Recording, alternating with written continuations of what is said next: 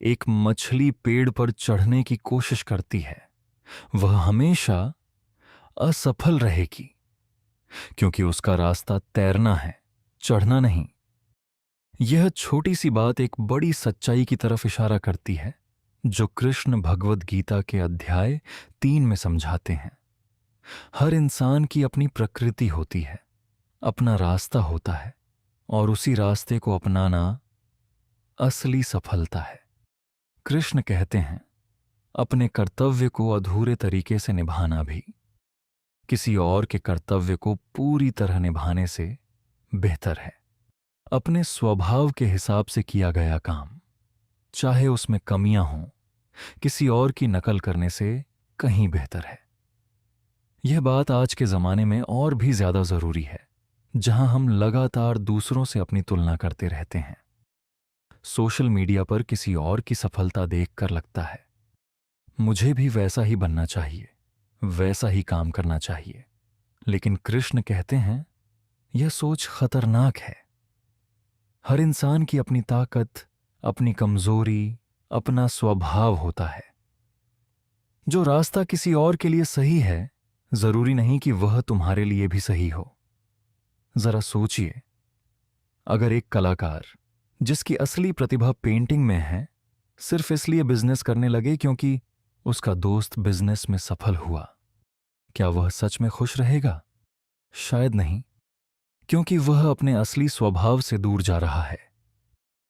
कृष्ण की यह शिक्षा हमें अपने अंदर झांकने के लिए कहती है, मेरी असली ताकत क्या है, मेरा स्वभाव किस तरफ खींचता है, और फिर उसी रास्ते पर पूरी ईमानदारी से चलने के लिए कहती है। भले ही वह रास्ता किसी और के रास्ते जितना चमकदार न लगे, यह सुनने में हार मान लेने जैसा लग सकता है, लेकिन असल में यह सबसे बड़ी समझदारी है। जब तुम अपने स्वभाव के खिलाफ जाकर किसी और की नकल करते हो, तुम कभी भी पूरी तरह संतुष्ट नहीं हो पाते, क्योंकि तुम अपनी असली ताकत का इस्तेमाल ही नहीं कर रहे। लेकिन जब तुम अपने असली रास्ते पर चलते हो, भले ही शुरुआत में वह मुश्किल लगे, भले ही उसमें गलतियां हों, तुम धीरे धीरे बेहतर होते जाते हो, क्योंकि तुम अपनी असली प्रकृति के साथ काम कर रहे हो, उसके खिलाफ नहीं। कृष्ण यह भी कहते हैं कि हर इंसान अपनी प्रकृति के गुणों से बंधा होता है, और यहां तक कि बुद्धिमान इंसान भी अपने स्वभाव के अनुसार ही काम करता है। इसलिए किसी चीज को दबाने की कोशिश करने से बेहतर है अपने स्वभाव को समझना और उसे सही दिशा में इस्तेमाल करना। जरा अपनी खुद की जिंदगी में सोचिए, कितनी बार आपने किसी और की सफलता देखकर अपने रास्ते पर शक किया है? कितनी बार आपने अपने अंदर की आवाज को नजरअंदाज करके वह किया जो सफल